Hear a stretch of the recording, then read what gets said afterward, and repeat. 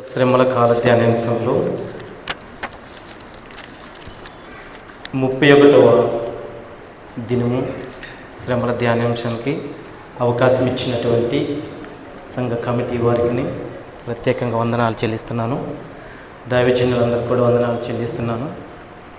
ఈ యొక్క శ్రమల ధ్యానాంశంలో మొదటిగా ఈ దినప్రాయంలో మనకి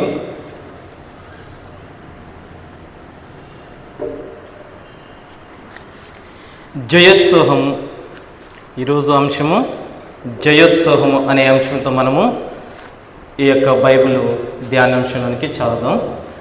అయితే ముందుగా మనకు చదవబడినటువంటి వాక్య భాగము కొలసీలకు రాసిన పత్రిక 2వ అధ్యాయము 13వ వచనం నుంచి మనం చూసుకున్నట్లయితే,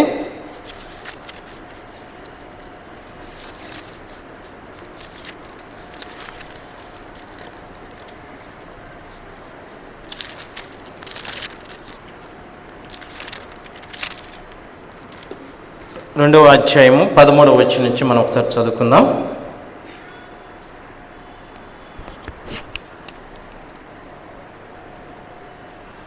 మరియు అపరాధముల వలనను శరీరమందు సున్నతి పొందక ఉండట వలనను మీరు మృతులై ఉండక, దేవుడు వాతపూర్వకమైన ఆజ్ఞల వలన మన మీద రుణముగాను మనకు విరోధముగాను నుండిన పత్రమును మేకులతో సిలువకు కొట్టి దాని మీద చేవ్రాతను తుడిసివేసి మనకు అడ్డము లేకుండా దానిని వెత్తివేసి మన అపరాధములన్నిటిని క్షమించి ఆయనతో కూడా మిమ్మును జీవింపజేసెను. ఆయన ప్రధానులను అధికారులను నిరాయుధులుగా చేసి సిలువు చేత జయోత్సవంతో వారిని పట్టి తెచ్చి బాహాటముగా వేడుకను కనపరిచెను. చిన్న ప్రార్థన చేసుకుందాం. మహోన్నతుడా, ఘనుడా, పరిశుద్ధుడా, నీకు వందనాలు చెల్లిస్తున్నాను ప్రభువా. ఈ యొక్క రాత్రి వేళ సమయంలో తండ్రి, నీ నామమును మహిమపరచుటకు, నిన్ను ఘనపరచుటకు ప్రభువా కూడి ఉన్న మా అందరిని కూడా నీ చేతికి అప్పచెప్తున్నాను ప్రభువా. ఇదిగో తండ్రి, జయోత్సవంతో ప్రభువా ఈ దినము నీ మాటలను విని మా హృదయాలలో ప్రభువా అయ్యా వీటిని నెమరి వేసుకున్నట్టుకు నీ కృపను మాకు తోడుగా ఉంచండి. నిలువబడి ఉన్నటువంటి ప్రభువా నన్నును నీ సిలువ చాటును మరుగుపరుచుకొని ఇదిగో తండ్రి మాట్లాడుచున్నది నేను కాదు ప్రభువా, నీవే నాలో ఉండి మాట్లాడమని నజరేయుడైన యేసు నామములో అడుగుచున్నాము తండ్రి, ఆమేన్. ఇది మనకి ఏమైనటువంటి ఈ యొక్క వచనాలను మనం గమనించినట్లయితే, మొదటిగా మనం జయోత్సవము అనేటువంటి మాటలు మనం వింటున్నాము. కానీ మనకి ఇవ్వబడినటువంటి ఈ యొక్క వాక్య భాగంలో మొదటిగా మనకి ఏమనుందంటే, మరియు అపరాధముల వలనను శరీరమందు సున్నతి పొందక ఇండుట వలనను మీరు మృతులై ఉండిటి అని అన్నది. మనం తీసుకున్న అంశము జయ ఉత్సవం, కానీ మనం ఇక్కడ చదువుతుంది మరియు అపరాధముల వలన శరీరమందు సున్నతి పొందక ఇండుట వలన మృతులై ఉన్నారు. అవును, మనం గమనించినట్లయితే మొదటిగా ఈ యొక్క పత్రికని అపోస్తుడైనటువంటి పౌలు రోమా సామ్రాజ్యంలో ఒక చెరసాలలో ఖైదీగా ఉన్న సమయంలో ఈ పత్రిక రాయటం జరిగింది. అయితే ప్రియ దేవుని జనాంగమా, శ్రమలో ఉండి, శోధనలో ఉండి, జైలులో కొట్టబడి పట్టబడి, జైలు జీవితం అంటే ఎంతో శ్రమలో ఉంటుంది.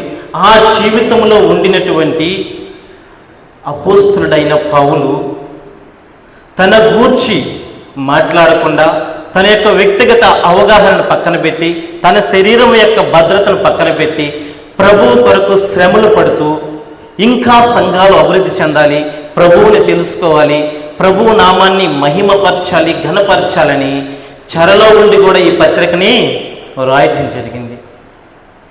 అయితే ఈ కొలసీ పట్టణము, ఈ పట్టణాన్ని అపోస్తుడైన పౌలు ఏ రోజు దర్శించలేదు. కానీ ఒకానొక దినాన అపోస్తుడైన పౌలు ఎఫెసీ పట్టణంలో ఆయన బోధిస్తూ ఉన్నప్పుడు, ప్రభువుని గురించి మాట్లాడుతున్నప్పుడు, బోధను చేస్తూ ఉన్న సమయంలో ఎపఫ్రా అనబడిన ఒక వ్యక్తి పౌలు గారి యొక్క బోధను విని, పౌలు గారి యొక్క ఆ బోధకు లోబడి ఆయనే కొలసి పట్టణంలోకి వెళ్ళి అక్కడ ఒక నూతన సంఘాన్ని ఏర్పాటు చేశారు. ఆ నూతన సంఘం ఏర్పాటు చేసినటువంటి ఆ ఎపిప్రా ఆ సంఘంలో బోధిస్తున్నప్పుడు కొన్ని రకాలైనటువంటి వ్యర్థమైన శక్తులు ఆ సంఘం మీద చూపిస్తున్నప్పుడు ఆ ప్రభావం పడి ప్రభువుని తప్పుదారు పట్టిస్తున్నటువంటి పరిస్థితిలో ఎపిప్రా పౌలుని రిక్వెస్ట్ చేసినప్పుడు, అయ్యా మా సంఘము తప్పుదోవలో నడుస్తుంది అని పౌలుని అడిగినప్పుడు పౌలు ఆ సంఘాన్ని బలపరుస్తూ రాస్తున్నటువంటి ఈ యొక్క లేఖన భాగం. ఈ లేఖనంలో మొదటిగా మనకు అపరాధము చేత మనుష్యులందరం కూడా బ్రతికే ఉన్నాము, ఇక్కడ మనం కూర్చొని ఉన్నాము, అందరం బాగానే ఉన్నాం. కానీ బైబిల్ ఏం చెప్తుంది? మీ అపరాధముల చేత మీరు చచ్చిన వారై ఉన్నారు, శరీరమందు సున్నతి పొందలేక ఉన్నందువలన అపరాధులై ఉన్నామంట. చూద్దాం, మనం గమనించినట్లయితే ప్రియా సహోదరి సహోదరులారా, ఎందుకు మనము ఈ యొక్క అపరాధం తీసుకొచ్చాము? మనం బాగానే బ్రతికి ఉన్నాము, దేవుని సన్నిధిలో నిలబడి ఉన్నాము, అయినను ఇంకా అపరాధమును మనము చేసి ఉన్నామంట. అపరాధం అంటే ఆజ్ఞ అతిక్రమమే పాపము. ఆ పాపంలోకి మనం ఎలా వెళ్ళాము? బ్రతికున్న మనము అపరాధము చేత ఎలా చచ్చిన వారమయ్యామంటే, మనం ఒక్కసారి పరిశుద్ధ గ్రంథంలో నుంచి ఆది ఖండంలోకి వెళ్ళినట్లయితే, ఆది ఖండంలో మన ప్రభు మనల్ని నిర్మాణం చేస్తున్నప్పుడు ఆది ఖండము 3వ అధ్యాయంలో 1వ అధ్యాయము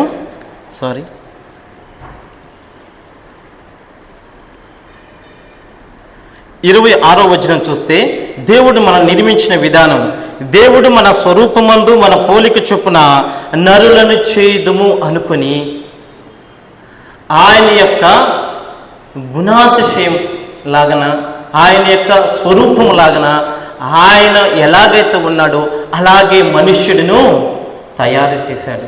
కానీ దేవుడు ఏ స్వరూపం ఉన్నాడు, ఏ బుద్ధి కలిగి ఉన్నాడు, ఏ క్షేమము కలిగి ఉన్నాడు, అదే క్షేమాన్ని ప్రభు మనుష్యుడికి కూడా తయారు చేయడానికి మన యొక్క పితరుడైనటువంటి ఆదామును తయారు చేసినప్పుడే మనుష్యులు కూడా ఆ తయారీలో దేవుని యొక్క జ్ఞానము, దీని యొక్క గుణాతిశయం అన్నీ ఇక్కడ మిళితమై ఉన్నాయి. కానీ మనము ఆ పాపాన్ని ఎలా కొని తెచ్చుకున్నాం? గమనించినట్లయితే 3వ అధ్యాయంలో ఒక మాట ఉంటుంది, సర్పము యుక్తి కలిగినదయ్యి ఉండి కూడా ఆ యొక్క అవ్వని ఒకే ఒక క్వశ్చన్ అడిగింది, ఇది నిజమా? ఒకే ఒక క్వశ్చన్. ఆ యొక్క అవ్వన్న సమయంలో దగ్గరికి వచ్చి ఇది నిజమా?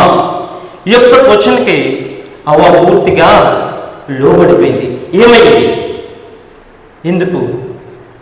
నీ దగ్గర ఉన్నటువంటి ఈ యొక్క తోటలో ఉన్నటువంటి ప్రతిదీ తినమని చెప్పాడు, కానీ అదిగో చూస్తున్నటువంటి ఆ మధ్యలో ఉన్న ఆ ఒక్క చెట్టు వృక్ష ఫలం మాత్రం తినవద్దు అని చెప్పాడు. దీనికి ఏమొచ్చినటువంటి సందేహం ఏమైంది? ప్రభువేమో తినవద్దు అని చెప్పాడు, ఇక్కడికి వస్తే ఈ సాతానేమో అపవాది వచ్చి ప్రేరేపిస్తుంది. ఆ ప్రేరేపణకి లోనైనటువంటి అవ్వ ఒక్క క్వశ్చన్ తోటే తన యొక్క మనస్సు మొత్తము దేవుడిచ్చినటువంటి ఆజ్ఞలు, దేవుడిచ్చినటువంటి తలపులు, దేవుడు చెప్పినటువంటి ప్రతి దానిని మరిచిపోయి ఒకే ఒక్క ప్రశ్నకి లోబడి దేవుడిచ్చినటువంటి ఆజ్ఞను కోల్పోయి ఏం చేశారు? ఆ తినవద్దని చెప్పినటువంటి ఆ ఫలమును తిని తను మరణాన్ని కొని తెచ్చుకున్నాడు. మొదటి అపరాధం ఏం జరిగిపోయింది? అవ్వ వద్దు, కాదు, చేయకూడదు అనేటువంటి పని చేసి మొదటిగా మన పితరులు, ఆది పితరులు మరణాన్ని కొని తీసుకొచ్చారు. ఇది మొదటిగా ఒక అపరాధం. అయితే మరో విధానంలో మనం గమనించినట్లయితే ప్రియా సహోదరి సహోదరులారా, ఆ ఒక్క ప్రశ్న, కేవలం ఒకే ఒక్క ప్రశ్న మానవాళి యొక్క సమస్త జీవితాలను తల్లడిల్లి చేసింది. ఈరోజు మనం గమనిస్తే హరితిగా అపరాధము చేత కొత్తబడి మరణమే లేనటువంటి మనిషి జీవితాన్ని మరణము కొని తీసుకొచ్చింది. ఇక మనం చూసినట్లయితే అపరాధం అంటే తెలిసి కూడా దానిని మనం చేస్తే అది అపరాధం అవుతుంది. ఇక్కడ ఆజ్ఞ అతిక్రమించి పాపము చేసి ఆ పాపానికి జీతము మరణము తీసుకొచ్చింది మన ఇక్కడ ఆది స్త్రీ అయినటువంటి మన అవ్వ.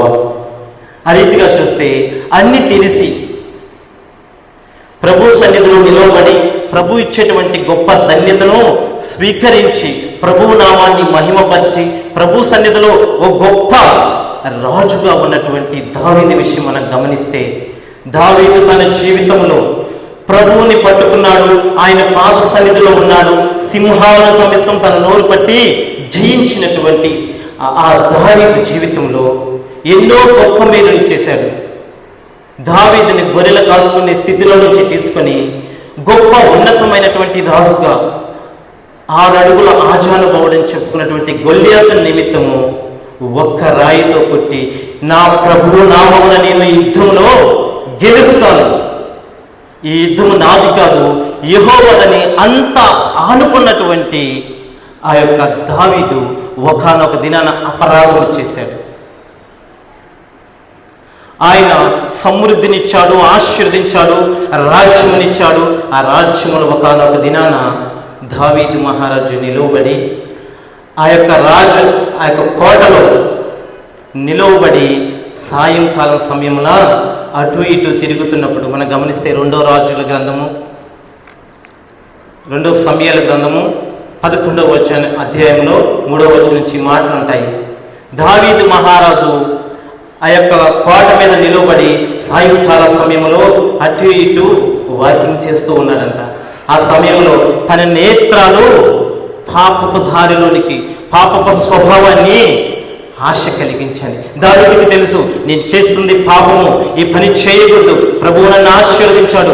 దావీదు జీవితం చిన్న వయసు నుంచి కూడా ప్రభువుని పట్టుకుని ప్రభువు సన్నిధిలో ప్రభువు నడిచినటువంటి వ్యక్తి ఒక దినాన నేత్రాంశ కోసం తన జీవితంలో ఘోరమైనటువంటి పాపం చేశాడు.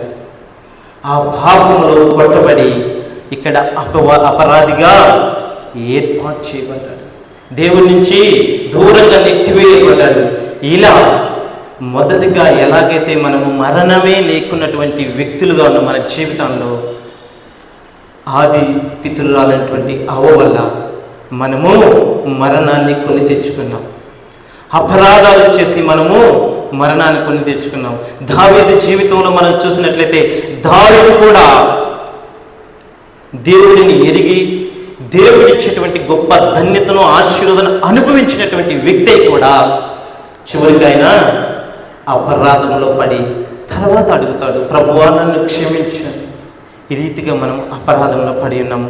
ఇంకా మనం గమనించినట్లయితే ప్రియా సహోదరుడా సహోదరి, సున్నతి పొందనందువల్ల మీరు మృతులై ఉన్నారు. సున్నతి ఐగుప్తు దేశంలో మనము ఇజ్రాయేలు ప్రజలు బానిసత్వంగా ఉండి బానిస బ్రతుకుల్లో ఉన్నప్పుడు అనేకమైన శ్రమలు, బానిసలంటే అనేకమైన శ్రమలు, అనేకమైనటువంటి ఇరుకులలో ఉండి అనేక గొప్ప బరువులు మోస్తున్నటువంటి సమయంలో ప్రభువు ఆ ఐగుప్తు దేశంలో ఉన్న ఇజ్రాయేలు ప్రజలు చేసిన ప్రార్థన మర విని వారిని ఒకానొక దినాన ఏం చెప్తాడంటే, మీరు ఈ విషయం ముందు మనం గమనిస్తే అబ్రహాముతో దేవుడు మాట్లాడుతూ ఉన్నప్పుడు ఒక మాట అంటాడు, నీవు నా ప్రజలుగా ఉండాలంటే నీకు నాకు మధ్య ఒక నిబంధన ఉండాలి. ఆ నిబంధన ఏంటని అడిగినప్పుడు, నీవు సున్నతి పొందు, నీవు నీ సంతతి వారందరూ కూడా సున్నతి పొందాలి. సున్నతి పొంది ఎవరైతే సున్నతి పొంది ఉంటారో వారే నా ప్రజలై ఉంటారని మొదటిసారి అబ్రహాముతో దేవుడు చెప్పి ఉన్నాడు. అలా అబ్రహాముతో నిబంధన చేసుకున్నాడు, నీవు సున్నతి పొంది ఉంటేనే, సున్నతి పొందినటువంటి ప్రజలే నా వారు. ఈ దినాలలో మనం చూస్తే ఎవరైతే బాప్తిసం తీసుకొని యేసుక్రీస్తు ప్రభువును అంగీకరించి ఆయన సన్నిధిలో నిలబడిన వారే క్రైస్తవులుగా ఎలా ఉన్నామో, ఆ దినాలలో యూదులు కూడా అలా ఎవరైతే సున్నతి పొంది ఉంటారో సున్నతి పొందినటువంటి వ్యక్తులే ప్రభు యొక్క వాగ్దానంలో నిలబడినటువంటివి వారిగా ఉన్నారు. ఆ సమయంలో సున్నతి మొదటిసారి ఐగుప్తు దేశంలో పస్కా పండుగని ఆచరించారు. ఈ పస్కా ఏంటంటే వారిని ఐగుప్తులో నుంచి తోలివేయటానికి. అందుకే యెహోషువ గ్రంథంలో అంటాడు, గిల్గాలులో నీ అవమానం నేను కొట్టివేశాను అని.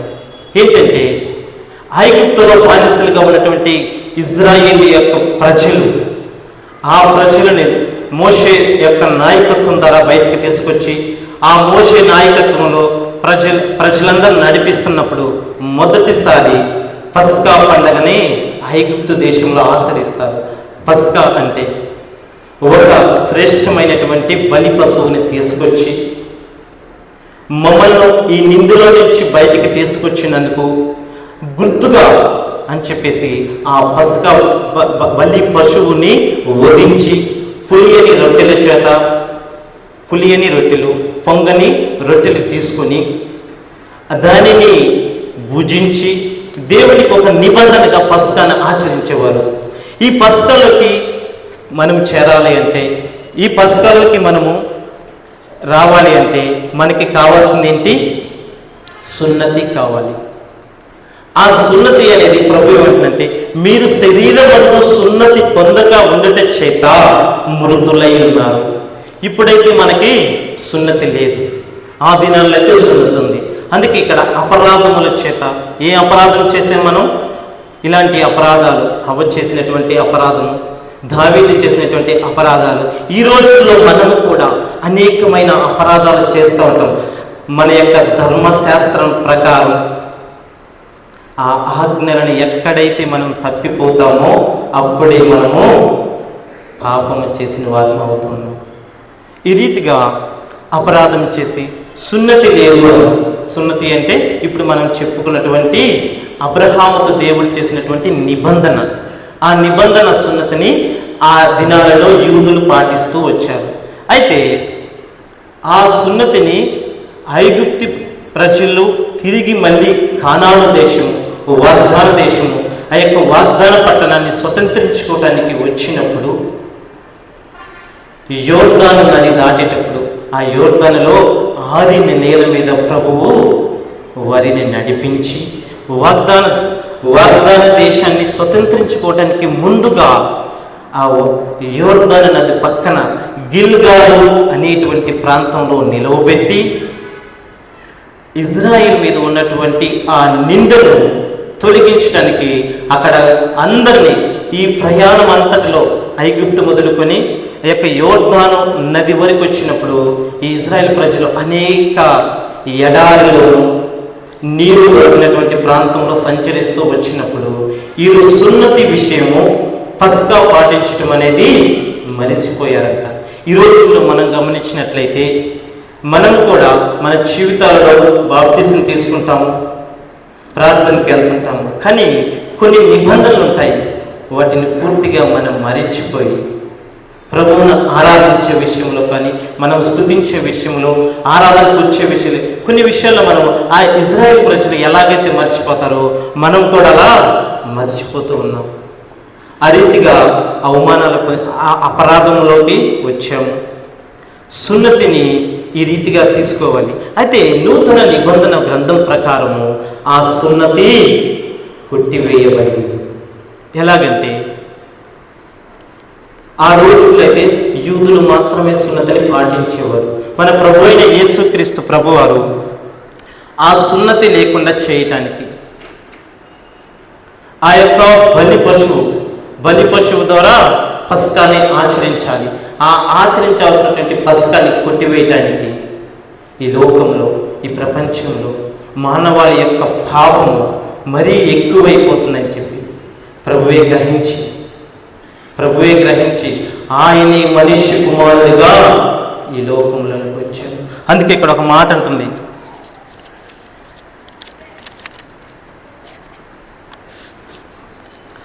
ఆ బలి పశువుగా వచ్చినప్పుడు మనకు 2వ వచనం ఇక్కడ చూస్తే, చేయి వ్రాత ద్వారా దానిని కొట్టివేసి సిలువ మీద కొట్టి అని ఇక్కడ ఉంటుంది. అంటే చేయులాగుతారంటే ఆ బలి పశువుగా వచ్చినటువంటి ఆ దినాలలో అయితే ఒక శ్రేష్టమైన బలి పశువుని తీసుకొచ్చి దానిని వధించి దానిని వండి దాన్ని మనం తినేవాడు. అయితే ఈ రోజులలో ప్రభువారే బలి పశువు అయ్యి ప్రభువారే బలి పశువుగా ఈ లోకములోనికి దిగి వచ్చి మానవాళిగా ఉండి ఆ యొక్క బలి పశువుగా వచ్చి ఈ రోజుల్లో పస్కా అంటే సున్నతి పొందుట అనే విషయంలో మనము బాప్తిసం తీసుకొని మన యొక్క పాపాలను మన యొక్క అపరాధాలను ఒప్పుకొని ప్రభు సన్నిధిలో నిలవబడి మారు మనసు పొందిన తర్వాత మనం ఎప్పుడైతే తిరిగి బాప్తిసం తీసుకుంటామో ఈ నూతన నిబంధనలో బాప్తిసము సున్నతికి గుర్తుగా ఉన్నది. అలాగే పస్కాను ఆచరించేటప్పుడు వారు పొంగని రొట్టెలతోటి పులియని రొట్టెలతోటి వారు ఆ పస్కాను ఆచరించారట. అందులోకి బలి పశువు కావాలి. ఆ బలి పశువుగా మన ప్రభు అయిన యేసుక్రీస్తు ప్రభువారు ఆ యొక్క కల్వరి కొండ మీద మన పాపములు మన దోషములు మన యొక్క శాపాలను భరించడానికి ఆయనే ఆ శిలువ మీద మరణమయ్యి ఈ యొక్క పస్కాకి బలి పశువు అయి ఉన్నాడు. ఈ పస్కాకి బలి పశువు అయినటువంటి ఆ ప్రభువారి యొక్క రక్త మాంసాన్ని ఈ రోజుల్లో మనము రొట్టె ద్రాక్షారసముగా స్వీకరిస్తున్నాం. ఆ రోజుల్లో అయితే ఒక జంతువుని వధించాము.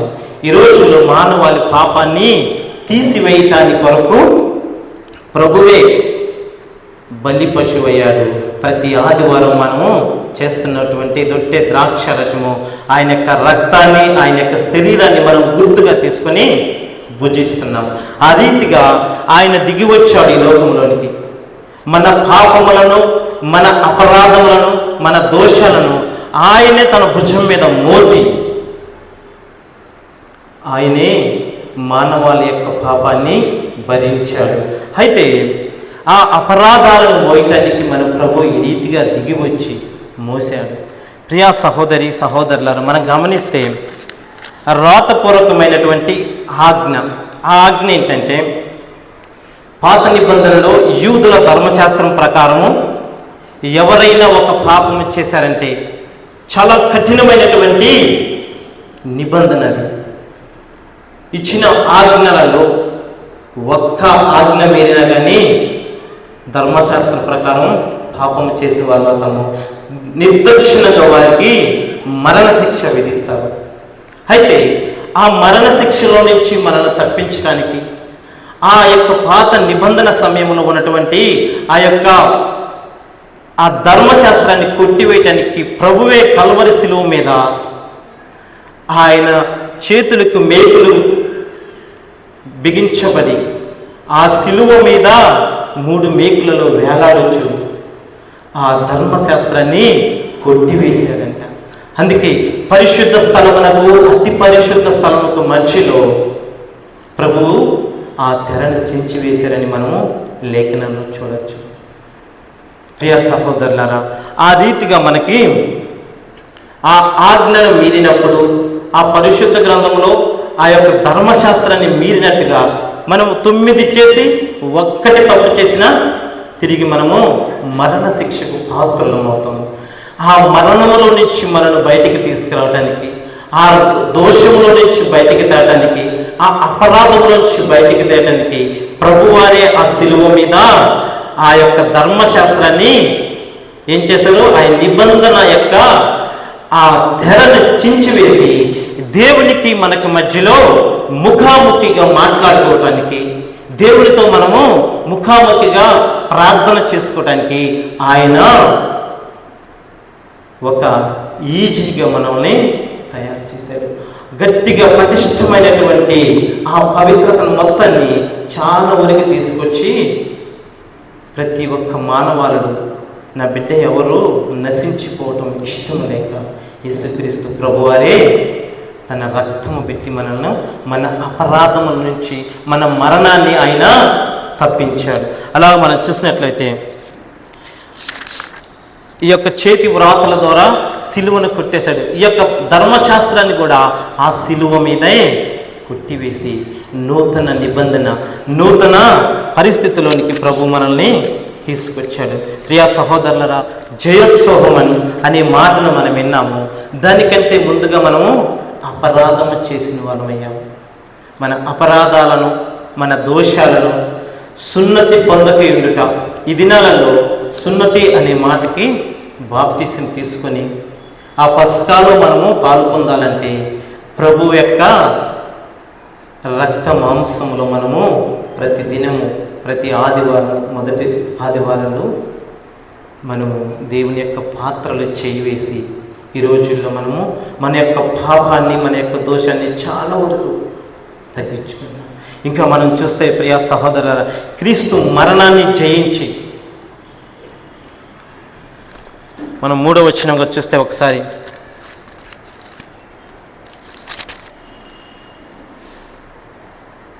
దేవుడు వ్రాతపూర్వకమైన ఆజ్ఞల వలన మన మీద రుణముగాను మనకు విరోధము నుండిన పత్రములను మేకులతో సిలువకు కొట్టి దాని మీద చేవ్రాతను తుడిసివేసి మనకు అడ్డముగా లేకుండా దానిని వెత్తివేసి మన అపరాధములన్నిటిని క్షమించి ఆయనతో కూడా మిమ్మల్ని జీవింపజేసెను. ఆయన ప్రధానులను, అధికారులను నిరాయుధులుగా చేసి సిలువ చేత జయోత్సవంతో వారిని పట్టి తెచ్చి బాహాటముగా వేడుకగా కనపరిచెను. చూడండి, యేసుక్రీస్తు ప్రభు వారిని సిలువకు వేశారు, కొట్టారు. ఇక చనిపోయాడు ఈయన. ఇక ఏమి లేదు, ఈయన పెద్ద దేవుడిని దిగి వచ్చాడు. ఏమి చేశాడని ఆ యొక్క సమాజంలో ఉన్నటువంటి ప్రజలందరూ కూడా ప్రభువుని హేళన చేశారు. అధికారులు కానీ, ప్రధానులు కానీ ప్రభువుని హేళన చేశారు. అక్కడున్న సమాజం అంతా కూడా సిలువ వేయండి అని క్రీస్తు ప్రభు వారికి సిలువ వేయించారు. కానీ ఆయన ఆ సిలువ మరణాన్ని జయించి 3వ దినమున పునరుద్ధానుడై లేచి ఏమంటున్నాడు అక్కడ, ఆ యొక్క అధికారులను, ఆయన ప్రధానులను, అధికారులను నిరాయుధులుగా చేసి సిలువ చేత జయోత్సవంతో వారిని పట్టి తెచ్చి బాహాటముగా ఏడుకుగా కనపరిచాడంట. మన జీవితాలలో ఉన్నటువంటి మన పాపములను, మన దోషములను, మన అపరాధములను తొలగించేటువంటి ఏకైక వ్యక్తి మన ప్రభు అయినటువంటి యేసుక్రీస్తు ప్రభువారు. అందుకే మన అపరాధాలు ఆయన కొట్టివేశాడు. ఆ సిలువ మీద ఆయనే మరణమయ్యి మన పాపము ఆయన భుజం మీద మోచాడు. ఇక మనం చూసినట్లయితే క్రీస్తు మరణాన్ని జయించి లేచినప్పుడు ఆయన ప్రధానులను, అధికారులను నిరాయుధులుగా చేశాడు. ఆ ప్రధానులు, అధికారులు అపవాది అనుచరులయ్యి ఉన్నారు. ఇప్పుడు అపవాది అనుచరులు సిలువ మోసినని చెప్పు సంతోషించారు, ఆనందించారు. ఓ, ఇక ఏమి లేదు, మా అధికారమే ముందుకొచ్చింది, మేమే వీరులమని చెప్పేసి వారికి వారు ఆనందించారు. కానీ ఆ యొక్క బంధకాలలో ఉన్నటువంటి మనందరిని కూడా పైకి లేవనెత్తడానికి సిలువ మీద మరణించిన మన ప్రభు అయిన యేసుక్రీస్తు వారు తిరిగి 3వ దినాన పునరుద్ధానుడై లేచి ఆ యొక్క అధికారులు ఎవరైతే ఆయన నిందించారో, ఎవరైతే ఆయన్ని ఎగతాళి చేశారో, ఎవరైతే ఇక క్రీస్తు అనే వ్యక్తి చనిపోయాడని హేళన చేశారో, హేళన చేసిన ప్రతి ఒక్కరిని కూడా వారిని ఏం చేశారంట, వారి యొక్క ఆ హుందాతనంతా కూడా నెట్టివేసి పాతాళానికి తొక్కివేసి ఆయనే మరణం నుంచి పునరుద్ధానుడై తిరిగి లేచి జయోత్సవము చేత ఆయన బిడ్డలమైన మనందరూ కూడా ఆయన రక్తము చేత మనలను కడిగి మన పాపములు, మన అపరాధములు తీసివేసి విజయోత్సవములోనికి, సంతోష సమయంలోనికి, ఆనందభరితమైనటువంటి సమయంలోనికి ప్రభువు మనల్ని నడిపించాడు. అట్టి ధన్యత ప్రభువు మనకు, మన కుటుంబాలకు దయచేయుగాక. ఆమేన్. ప్రార్థన చేసుకుందాం. మహా ఉన్నతుడా, గనుడా, పరిశుద్ధుడా, వందనాలు చెల్లిస్తున్నాను నాయన. ఇంతవరకు నాయన అందించినటువంటి నీ యొక్క వాక్యాన్ని ప్రభా అయా మీరు భద్రపరిచినందుకు వందనాలు చెల్లిస్తున్నాను. కృపలో భద్రపరిచి, దీవించి, ఆశీర్వదించి వినిన ప్రతి హృదయాన్ని ప్రభా మీరు జ్ఞాపకం చేసుకుని వారి యొక్క హృదయాలను ఫలింప చేయమని మా రక్షకుడు, విమోచకుడైన యేసు నామములో అడుగుచున్నాము తండ్రి. ఆమేన్. థ్యాంక్ యూ అయ్యా.